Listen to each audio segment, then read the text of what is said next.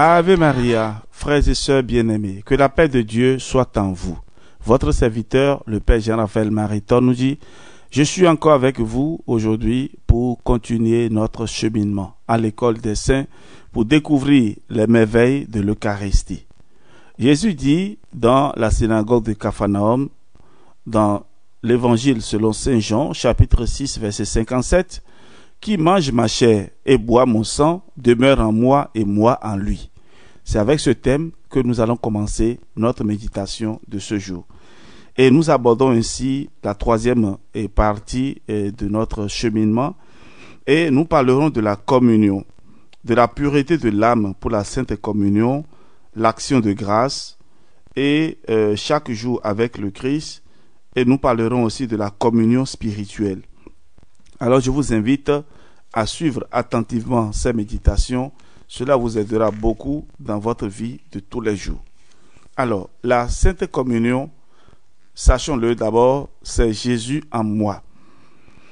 Dans la Sainte Communion, Jésus se donne à moi et devient mien tout entier avec son corps et son sang, son âme et sa divinité. Sainte Gemma Galgani disait avec simplicité à Jésus: « Je suis ton épouse. » Le bienheureux Contado Ferrini affirmait de son côté que dans la communion, Jésus s'incarne dans notre cœur. De fait, par la communion, Jésus pénètre en nous et il reste corporellement présent aussi longtemps que durent les espèces du pain, c'est-à-dire environ un quart d'heure. Pendant ce temps, les saints-pères nous enseignent que les anges nous entourent pour continuer à adorer Jésus et à l'aimer de façon ininterrompue. Saint Bernard a écrit, nous citons: « Quand Jésus est présent corporellement en nous, les anges font une garde d'honneur autour de nous. » Fin de citation. Alors, frères et sœurs, et vous avez bien compris, lorsque nous recevons le corps du Christ, et le Christ demeure en nous un quart d'heure environ 15 minutes où il est en nous. Alors imaginez la présence d'un hôte spécial à nos côtés, dans notre maison. Qu'est-ce que nous devons faire?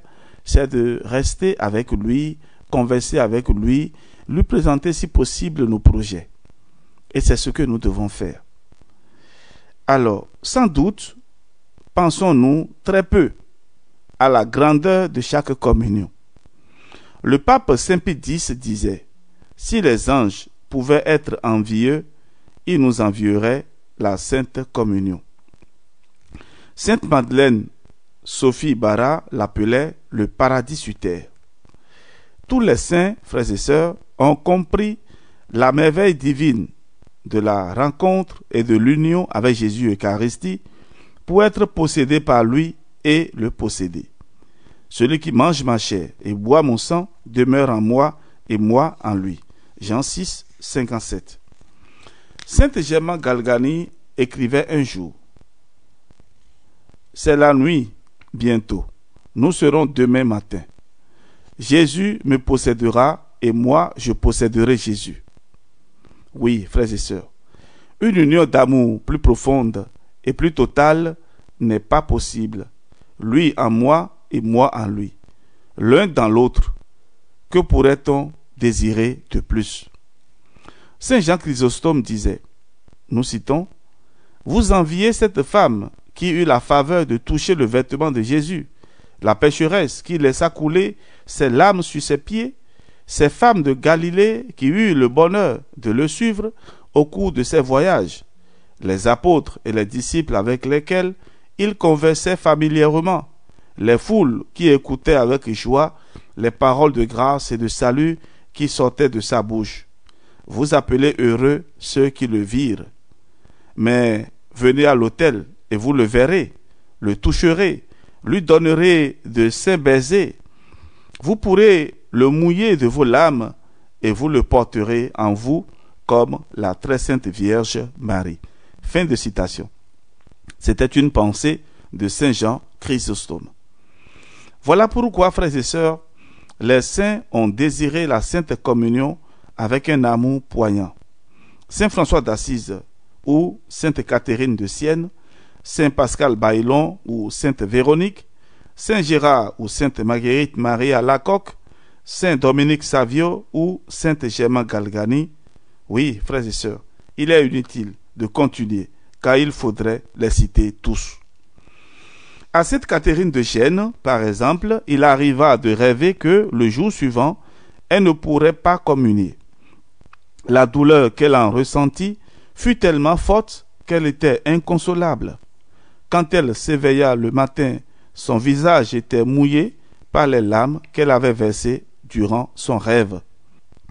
Nous avons encore d'autres exemples. Un jour, Sainte Germaine Galgani fut mise à l'épreuve par son confesseur qui lui interdit la communion. Elle écrivit à son directeur spirituel: « Ô Père, aujourd'hui, je suis allé me confesser et le confesseur m'a dit de me priver de Jésus. Ô Père, ma plume ne veut plus écrire. Ma main tremble fortement, je pleure. » Oui, chère sainte, véritable séraphin tout enflammé d'amour envers Jésus Eucharistie. Pour Aldo Marcosi, un jour sans la communion était un jour sans soleil. Les matins d'hiver, sa maman voulait qu'il prenne quelque chose de chaud avant d'aller à l'école. Mais alors, il ne pouvait pas communier.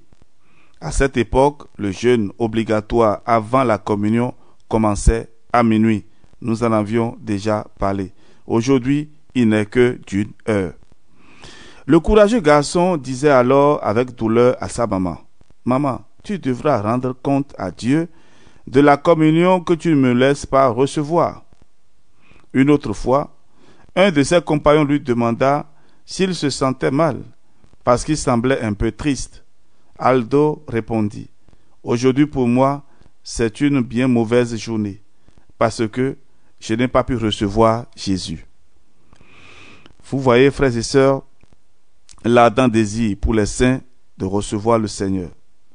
Pour une calomnie dont il ne voulut pas se disculper, Saint Gérard Maëla fut privé de la communion.